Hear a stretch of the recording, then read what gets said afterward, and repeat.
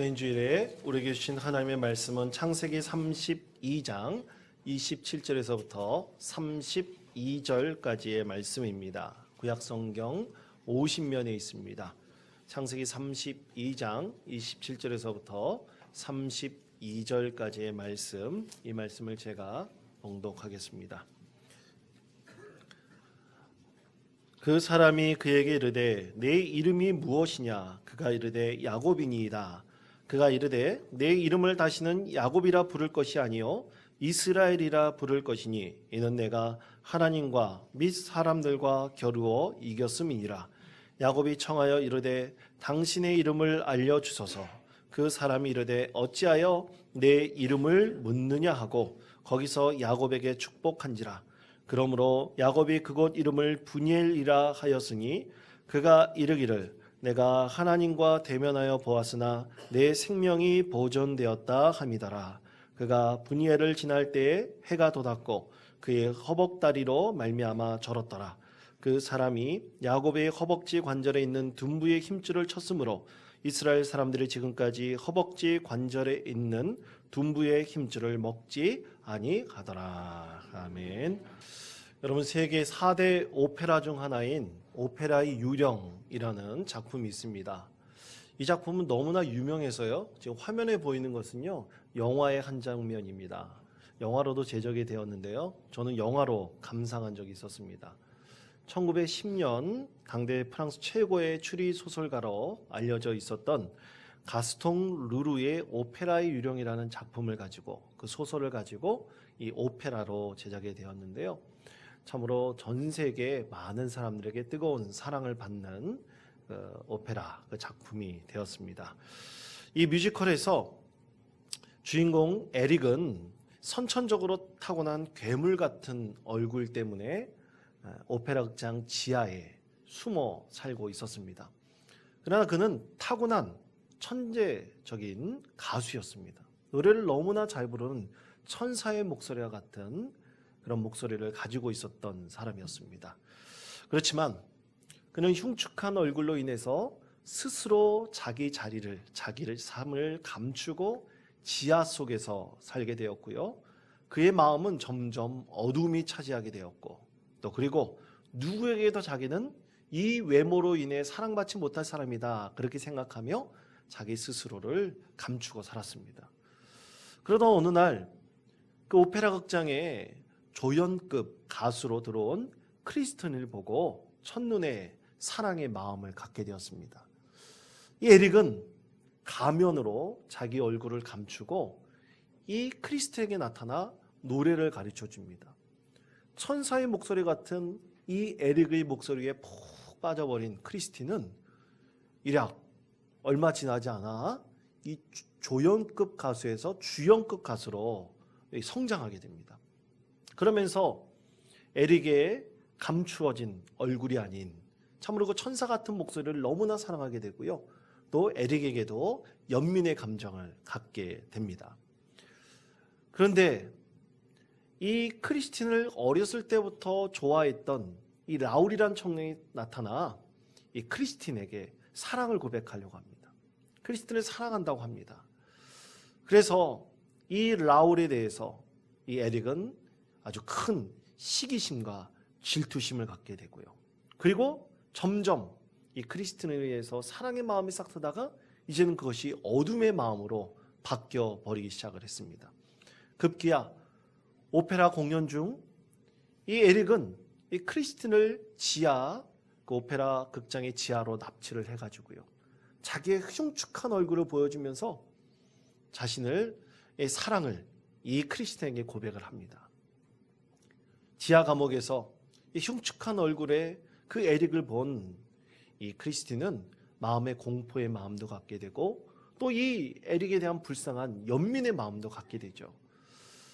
그러면서 이 라울과 헤어지겠다고 약속을 합니다만, 얼마 지나지 않아 라울이 이 모든 것을 다 버리고 우리가 도망가자, 그렇게 약속을 하고 크리스틴은 이제 모든 것을 다 버리고 이 라울과 함께 행복을 찾아 도망할 것을 약속을 했습니다.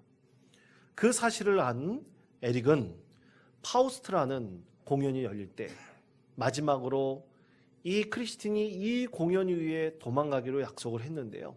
이 파우스트라는 공연이 열리는 날, 이 크리스틴을 아주 마법처럼 아주 마술을 부려가지고 사라지게 만들어 버리고요. 그리고 꼭꼭 지하에 감춰버립니다. 그 사실을 안 라울이 이 크리스틴을 찾아 헤매다가 결국 라울도 이 지하의 한 감옥에 갇히게 돼버립니다. 지하방에서 점점 죽어가는 라울을 향한 크리스틴의 마음이 있고요. 또 그리고 그를 살리고 싶은 간절한 열망이 있습니다. 그때 에릭이 제안을 합니다. 나와 결혼을 하겠느냐, 아니면 지금 여기 있는 모든 사람들이 다 죽음을 맞이하겠느냐. 이 라울에 대한 불쌍한 마음이, 그리고 그 사랑의 마음이 간절했던 크리스틴은 이 라울을 위해서 이 에릭과 결혼하겠다고 합니다.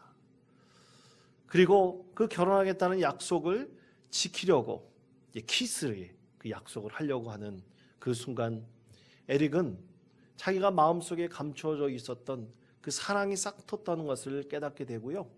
그리고 자기가 사랑하는 사람, 이 크리스틴의 영원한 행복을 빌어주면서 스스로 이제 죽게 됩니다. 그러면서 이 오페라 유령의 막이 내리게 되죠. 참으로 에릭은 유령이라 불릴 만큼 악마 같은 존재였지만 순수한 아름다움과 그리고 희생적인 사랑을 이 크리스틴을 통해서 경험하게 되고요. 그리고 자기 마음속 내면 깊은 곳에 감춰져 있었던 참으로 선한 마음이 싹트게 됩니다. 자라나게 됩니다. 그러면서 이제 새로운 삶을 살려고는 간절한 마음이 있지만 그 사랑을 이루지 못하게 되죠. 참 비극적이지만 어떻게 보면 아주 잔잔한 감동을 주고 있는 그런 작품이라 할 수 있겠습니다. 참으로 아름다운 사랑에 대한 이야기죠. 저 여러분 한번 물어보겠습니다. 여러분, 인간의 참된 모습은 과연 어떤 것일까요? 혹지 않은 사람이 악하게 태어난다고 합니다. 또 어떤 사람은 사람이 선하게 태어난다고 합니다. 여러분 한번 생각해 보십시오. 사람이 악하게 태어날까요? 선하게 태어날까요? 아마 마음속에 헷갈리시는 분들도 많이 있을 겁니다.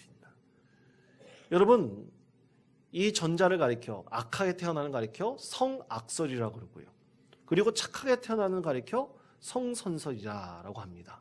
이 성악설은요, 고대 중국의 순자라는 사람이 주장을 했습니다.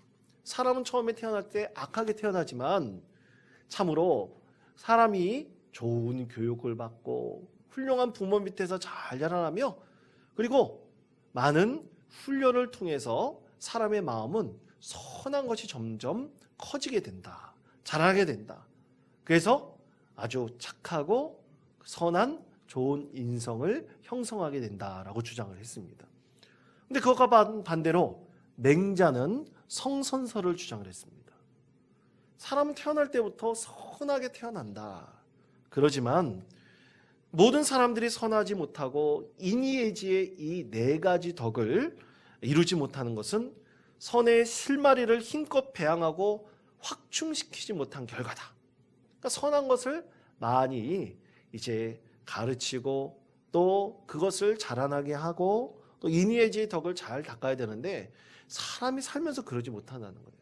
그래서 사람이 점점 악해진다는 것이죠. 그래서 맹자는 이것을 군자와 소인의 그를 구분하는 그 근거로 삼았습니다. 자, 그렇다면 여러분은 어떤 것이 더 맞는 것 같습니까? 여러분, 성경에 보면 하나님께서는 인간을 창조하실 때 하나님의 형상에 따라 우리 사람들을 창조하셨다라고 말씀하고 있습니다. 여러분, 하나님의 형상은 선함 그 자체입니다. 그 선한 그 자체를 누가 담고 태어났다고요? 사람이 담고 태어난 거예요. 그래서 사람은 참으로 선하게 창조되었지만 사람이 점점 악하게 변하게 된 것은 죄 때문이었습니다. 죄가 우리 인간의 마음속에 들어오고 그 선함을 자꾸만 물리치기 때문에 이 악함이 우리 자리를 자꾸만 차지하려고 하기 때문에 사람은 악한 것으로 변하게 된다는 것이죠. 이것에 대해서 성 어거스틴은 이 악을 가리켜 정리하기로 선의 결핍이다라고 주장을 했습니다. 그러니까 선의 부족함이 악이라는 거예요. 그렇다면 여러분, 선의 부족함이 악이면 우리가 선을 우리 심령 가운데 가득 채우고 점점 자라나게 하면 악은 어떻게 하게 됩니까? 그 세력이 점점 줄어들게 되죠. 점점 부족해지게 됩니다. 미미해지게 됩니다. 그래서 우리 심령에는 정말로 선한 것으로 가득 채울 수가 있는 것입니다. 그래서 여러분, 사람은 태어날 때부터요 자라나게 됩니다. 어렸을 때부터 사람은 점점 성장하게 되고요. 사실은 목사님, 늙으면 사람이 쪼그라들지 않습니까? 키도 줄어든다 그러는데 그렇게 사람은 줄어드는 거 아닙니까? 죽어가는 거 아닙니까? 그렇지 않습니다. 사람은 죽을 때까지 성장합니다. 그렇게 성장하면서 사람은 결코 퇴보하지 않습니다. 그렇게 성장하는 사람은 이렇게 성장하면서 하나님께서 우리에게 주신 참으로 참된 선함이 무엇인지를 깨닫고 그것을 점점 발견하면서 살게 되고요. 그리고 이 세상의 삶을 다 하는 그날까지 우리가 하나님의 품에 들어가 영원한 안식을 취한 그때까지 우리의 선함은 점점 자라나게 되고 그것이 바로 우리의 믿음의 과정인 것입니다. 자, 여러분, 오늘 말씀에서는 우리가 너무나 유사하고 닮아있는 한 사람을 말씀합니다. 그는 야곱입니다. 자, 오늘 우리에게 주신 하나님 말씀 창세기 32장 27절에서부터 28절까지의 말씀을 우리 다 같이 한 목소리로 함께 봉독하겠습니다. 그 사람이 그에게 이르되 내 이름이 무엇이냐? 그가 이르되 내 이름을 다시는 야곱이라 부를 것이 아니요 이스라엘이라 부를 것이니 너는 내가 하나님과 및 사람들과 겨루어 이겼음이니라. 아멘. 자, 하나님께서는 천사를 보내 야곱과 싸워서 씨름하게 하셨습니다. 여기서 싸우다, 씨름하다라는 단어는 히브리어로 아바크라는 단어인데 맞붙어 싸우다라는 뜻입니다. 그런데 맞붙어 싸우는데 그냥 싸우는 게 아니에요. 여러분, 싸울 때 주변에 먼지가 막 일어나면서 싸우는 그런 모습을 가리켜 우리는 맹렬한 싸움이라고 말할 수 있죠. 맹수들이 싸울 때 그렇게 맹렬하게 싸웁니다. 바로 이 싸움은 죽음을 걸고 사는 싸움이에요. 맹렬한 싸움입니다. 그냥 치고받고 하는 게 아니라 정말로 자신의 이 삶이 이 죽음을 그 목전에 둔 그런 맹렬한 싸움이었던 것이죠. 하나님께서는 천사를 대신하여 이 싸움에서 지셨어요. 그리고 천사가 야곱에게 물어봤습니다. 내 이름이 무엇이냐? 저는 야곱입니다. 그때 하나님께서는 천사를 대신하여 야곱에게 말씀하셨습니다. 이제는 네 이름이 야곱이 아니다. 이제는 네 이름을 이스라엘이라고 하여라. 이것은 영원한 축복의 이름으로 하나님께서 그 이름을 새롭게 지어주셨던 것입니다. 그 이유는 네가 하나님과 싸워서 이겼기 때문이다. 하나님께서 그렇게 그의 이름을 새롭게 만들어 주셨습니다. 그것이 바로 오늘 말씀의 배경이죠. 저는 이 말씀을 묵상하면서 한 사람이 이 세상에 태어나 자라나고 그가 성숙한 그리스도인이 되어가는 과정을 이 말씀을 통해서 깨닫게 되었습니다. 자, 야곱은 어떻게 믿음이 자라나게 되었고요. 그리고 어떻게 하나님께 축복받는 사람이 되었을까요? 먼저 야곱은 형의 발꿈치를 잡고 태어난 사람이었습니다. 여러분, 성경 말씀은 야곱이 어떻게 태어났는지에 대해서 분명하게 말씀하고 있습니다. 창세기 25장 26절 말씀입니다. 후에 나온 아우는 손으로 에서의 발꿈치를 잡았으므로 그 이름을 야곱이라 하였으며 리브가가 그들을 낳을 때에 이삭이 60세였더라. 아멘. 자, 이 말씀에 따르면 야곱은 쌍둥이로 태어났죠. 형이 에서고 동생이 야곱입니다. 그런데 왜 야곱이란 이름을 지었을까요? 태어날 때 보니까 이 동생인 야곱이 그 형의 발꿈치를 잡고 태어났다. 그러니 너의 이름은 이제부터 야곱이다 라고 이름을 지었다는 것입니다.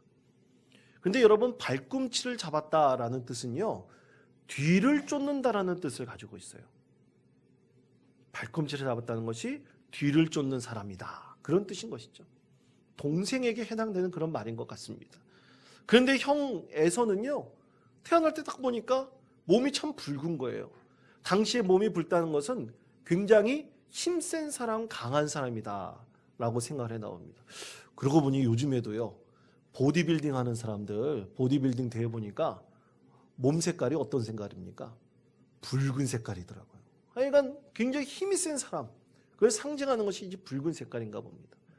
그래서 나중에 에서는 자라나서 성인이 되었을 때 그의 힘셈을 보고 용맹함을 보고 사람들이 에돔이라고 별명을 붙여주게 됐어요. 이렇게 에서는 아주 힘센 사람이었는데 야곱은 무슨 사람이라고요? 형의 발꿈치를 잡은 사람, 그냥 뒤쫓아가는 사람이다 라고 그렇게 이름이 붙여졌던 것입니다. 그런데 여러분, 하나님께서 과연 사람을 이런 운명으로 지어놓으셨을까요? 그렇지 않습니다. 하나님께서는 결코 그렇지 않습니다. 이름대로 살도록 하나님께서는 만들지 않으셨습니다. 새로운 가능성들을 열어놓으셨습니다. 여러분, 창세기 25장 23절 말씀입니다. 23절 말씀, 우리 화면에 있는 말씀을 다 같이 읽겠습니다. 여호와께서 그에게 이르시되 두 국민이 내 태중에 있구나. 두 민족이 내 복중에서부터 나누이라. 이 족속이 저 족속보다 강하겠고 큰 자가 어린 자를 섬기리라 하셨더라. 아멘. 자, 여러분, 맨 마지막 부분을 보십시오. 큰 자가 어린 자를 섬기리라 말씀하고 있습니다. 자, 그런데 여러분, 누가 큰 자이고 누가 어린 자입니까? 성경 말씀 그대로 본다면 에서가 큰 자고 어린 자는 바로 야곱이겠죠.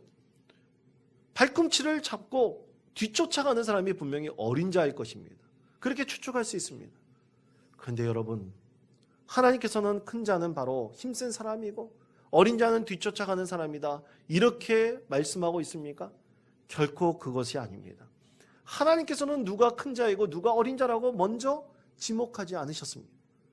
어떤 선택을 하느냐, 어떤 삶을 살아가느냐에 따라서 큰 자가 되고 어린 자가 될 수가 있습니다. 어떤 삶을 살아가느냐에 따라서 사람을 리더하는 사람이 될 수 있고 그 뒤를 쫓아가는 사람이 될 수 있는 것입니다. 하나님께서는 이런 것으로 결코 사람의 운명을 판단하지 않으셨습니다. 여러분, 저도 쌍둥이로 태어났습니다. 저는 쌍둥이인데요, 좀 특별하게 태어나서 3명이 같이 태어났습니다. 새 쌍둥이입니다. 아마 저희 교회에서도 쌍둥이로 자녀를 두신 분들이 계실 것이고 또 혹시 쌍둥이신 분들도 계실지 모르겠습니다. 근데 제가 어렸을 때, 태어났을 때 특별히 형들과 다르게 제가 좀 몸이 약했습니다. 그래서 많이 아프기도 했고요. 그리고 이 수술도 2번 정도 받게 되었습니다.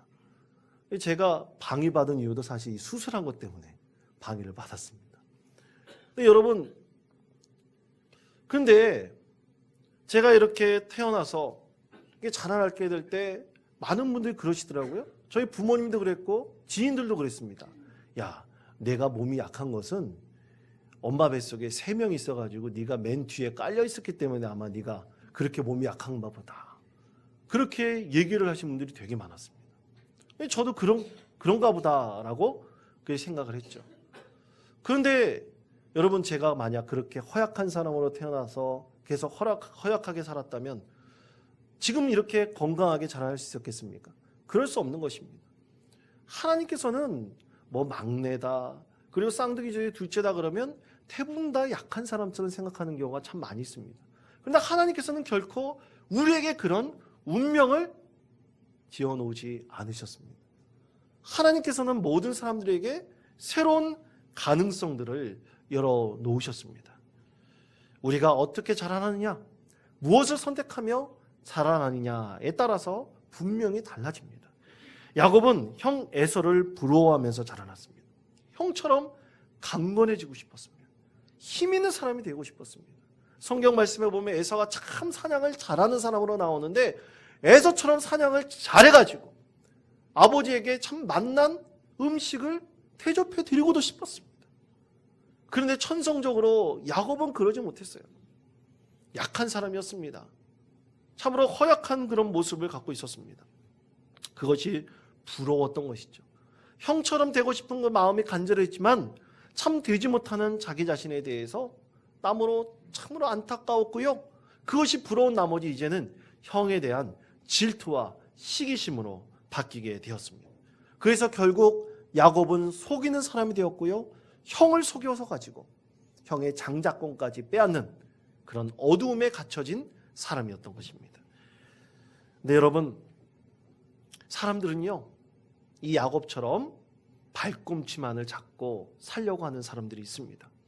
왜일까요? 여러분, 그것은 바로 우리 안에 있는 죄 때문입니다. 그러나 하나님께서는 사랑하는 그 자녀들을 그냥 죄 가운데 버려두지 않으셨습니다. 그것이 바로 하나님께서 우리 심령 가운데 주신 선한 마음입니다. 우리 안에 있는 선한 마음이 자꾸만 채워지면 절대로 악은 선한 마음을 이길 수가 없습니다. 이때 하나님께서는 우리에게 선한 마음을 자라나도록 영적인 은혜를 베풀어 주십니다. 그것을 공급해 주시는 분이 바로 하나님이시고 그것이 하나님의 은혜인 것입니다. 그래서 하나님께서는 베델로 가는 그 길목에서 야곱을 만나셨습니다. 외삼촌 라반의 집으로 쫓겨가는 신세에 있는 참 외롭고 쓸쓸하고 어떻게 될지 모르는 당망과 좌절 가운데 있는 야곱에게 나타나셨습니다. 베델에서 그에게 나타나셔서 그에게 소망을 주셨고 그를 위로하여 주셨습니다. 네 민족이 앞으로 거대한 민족이 될 것임을 하나님께서 약속하셨습니다. 그러나 이렇게 하나님께서 마음을 위로하시고 소망을 주셨는데요, 그것도 바로 우리의 선택에 달려 있습니다. 야곱이 진정으로 하나님께 주신 이 위로와 소망을 선택하느냐, 그렇지 않느냐에 따라서 그의 인생은 완전히 달라지게 되어 있는 것입니다. 우리 하나님께서 우리에게 주신 축복을 우리가 누리며 살 것이냐, 아니면 그것을 거부하며 우리가 진정으로 어둠 가운데 살 것이냐, 그것도 바로 우리의 선택에 달려 있었던 것입니다. 여러분은 발꿈치를 영원히 잡고 살고 싶습니까? 아니면 그것을 극복하는 믿음의 사람으로 살고 싶습니까? 오늘 그것을 우리는 선택하면서 살아갈 수가 있는 것입니다. 우리가 바로 진정으로 이 극복하는 믿음을 선택하는 삶을 살아갈 때요, 반드시 이 믿음의 사람이 지나가는 인생의 여정이 있습니다. 그것이 바로 두 번째인데요, 그것은 인내와 기다림을 통해 야곱의 믿음이 성숙하였던 것입니다. 그렇습니다, 여러분. 인내와 기다림이 반드시 필요합니다. 인내와 기다림이 없다면 절대로 우리는 발꿈치를 잡은 사람에게서 하나님의 축복을 누리는 믿음의 사람으로 성장할 수가 없습니다. 자, 여러분, 야곱을 보십시오. 야곱은 외삼촌 라반의 집으로 도망간 사실 도망자 아닙니까? 도망자 신세이면서요, 그는 외삼촌 라반의 집에서 종처럼 살았습니다. 종부리듯 하면서 그렇게 라반 밑에서 살았습니다. 그는 자기 삼촌, 외삼촌 라반의 재산을 점점 늘려주고 풍성하게 하였지만 자기에게는 별로 이득이 없었습니다. 그럼에도 불구하고 야곱은 인내하였습니다. 또 외삼촌 라반이 자신의 딸 라헬을 볼모로 삼아 14년 동안 야곱을 구속하였고 종처럼 부렸고, 또 그 이후에도 6년 동안 이 야곱을 종같이 여겼지만, 여러분, 야곱은요 인내하고 기다렸습니다. 그리고 인내하고 기다리며 또 기다렸을 때 하나님께서 그의 억울함을 풀어주셨습니다. 그것에 대해서 창세기 31장 41절 42절에서는 이렇게 말씀하고 있습니다.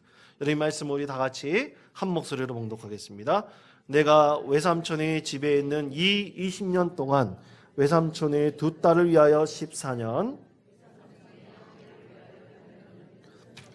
봉사하였거니와 외삼촌께서 내 품삯을 10번이나 바꾸셨으며 우리 아버지의 하나님, 아브라함의 하나님, 곧 이삭이 경외하는 이가 나와 함께 계시지 아니하셨더라면 외삼촌께서 이제 나를 빈손으로 돌려보내셨으리야마는 하나님이 내 고난과 내 손의 수고를 보시고 어젯밤에 외삼촌을 책망하셨나이다.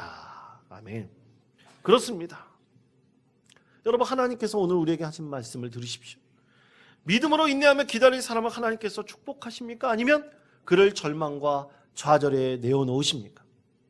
하나님께서는 반드시 인내하고 기다리고 소망하는 사람에게 축복을 허락하시는 것입니다. 여러분, 이것을 통해서 야곱은 너무나 달라졌습니다. 과거의 야곱이 아니었습니다. 발꿈치를 잡고 살아가는 운명의 사람이 아니었습니다. 그는 힘들고 어려움을 이겨나갈 수 있는 인내와 기다림을 통해서 그는 소망을 갖고 하나님께 주신 은혜를 경험하며 살게 되었습니다. 그래서 그는 말씀 가운데 고백합니다. 우리 아버지의 하나님, 아브라함의 하나님, 그리고 이삭이 경외하는 이라고 했습니다. 그 하나님께서 나와 함께 하셨다고 했습니다. 그렇습니다. 사랑하는 성도 여러분, 믿음 가운데 인내하고 기다리는 사람은 이제 야곱처럼 뒤꿈치를 붙잡거나 다른 사람이 뒷공문이나 쫓아다니는 사람이 아니라 진정으로 하나님과 동행하는 사람이 됩니다. 믿음 가운데 서는 하나님의 자녀가 되는 것입니다. 하나님께서는 이렇게 야곱을 축복하셨습니다. 그 과정 가운데서 인내하고 기다림을 통해서 그의 믿음은 점점 성숙하게 되었고요. 20년 동안 종살이를 하였지만 하나님과 동행하는 믿음 가운데서 그는 점점 성숙한 믿음의 사람이 되어 갔던 것입니다. 그리고 하나님께서 그를 축복하셨습니다. 라반의 집을 떠날 때 참 많은 재산을 드렸습니다. 그리고 20년 동안 종살이를 하면서 여러분, 하나님께서는 이 야곱에게 4명의 아내를 주셨습니다. 13명의 자녀나 주셨습니다. 어찌 이것이 하나님의 은혜요? 하나님의 축복이 아니라고 말할 수 있겠습니까? 하나님께서는 참으로 그와 함께하여 주셨고 그와 동행함을 통해서 그의 많은 은혜와 축복을 내려주셨습니다. 그러므로 여러분 기억하십시오. 믿음의 과정 가운데 우리는 믿음이 성숙할 수 있는 것은 오직 인내와 기다림을 통해서입니다. 인내와 기다림이 없다면 결코 열매 맺을 수가 없습니다.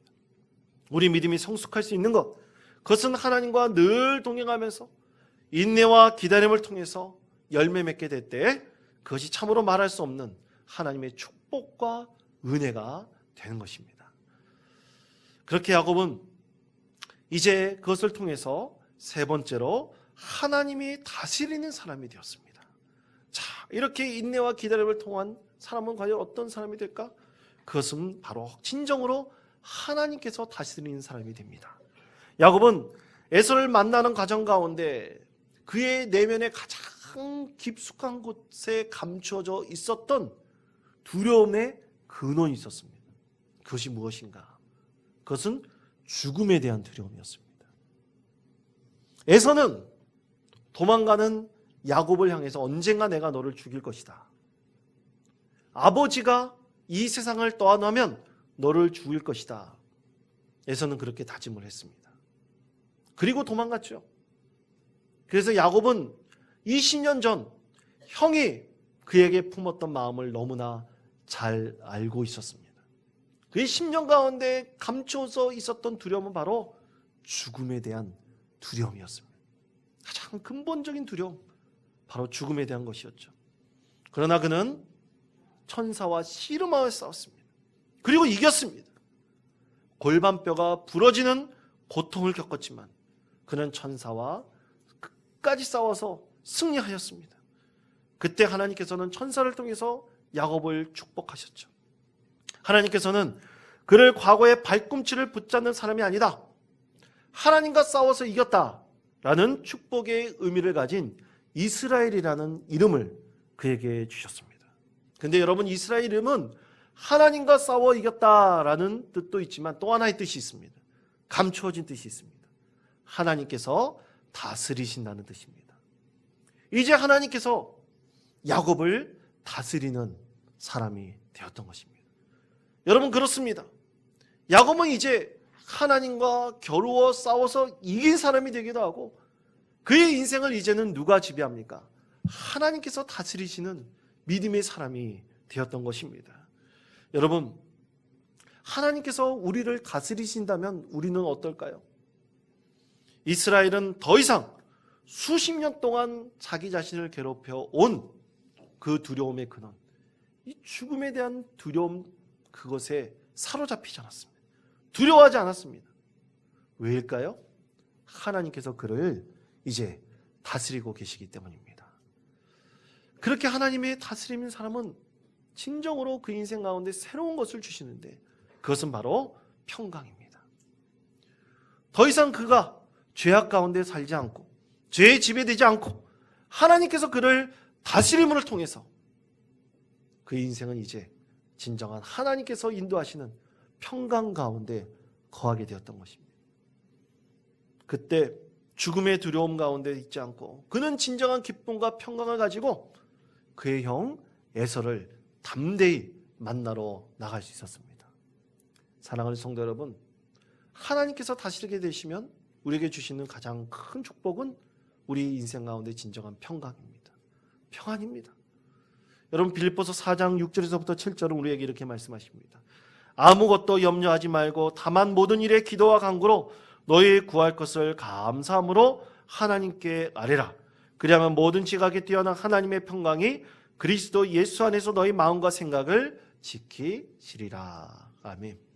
누구 안에서 우리의 마음과 생각을 지키신다고 말씀하고 있습니까? 예수 그리스도 안에서입니다. 하나님 안에서 우리 마음과 생각을 지킵니다. 하나님의 평안이 우리 가운데 영원히 임하게 되는 것입니다. 그러므로 사랑하는 성도 여러분 발꿈치를 잡고 사는 사람으로 살고 싶으십니까? 아니면 하나님과 동행하는 사람으로, 하나님께서 다스리시는 믿음의 사람으로 살고 싶으십니까? 그것을 통해서 하나님께 주신 진정한 평안 가운데 거하는 예수 안에 살아가는 참된 기쁨과 은혜 가운데 살아가고 싶으십니까? 여러분, 오늘 마음속에 결단하시고 진정한 하나님의 은혜를 선택하시며 하나님께서 나를 다스리시도록 여러분의 마음을 오직 하나님께 내어드리는 믿음의 성도들 되시기를 바랍니다. 그것을 통해서 하나님께 주신 진정한 평강을 영원히 하나님 품에 올라가는 그날까지 누리시는 복된 믿음의 자녀들 되시기를 간절히 축원드립니다.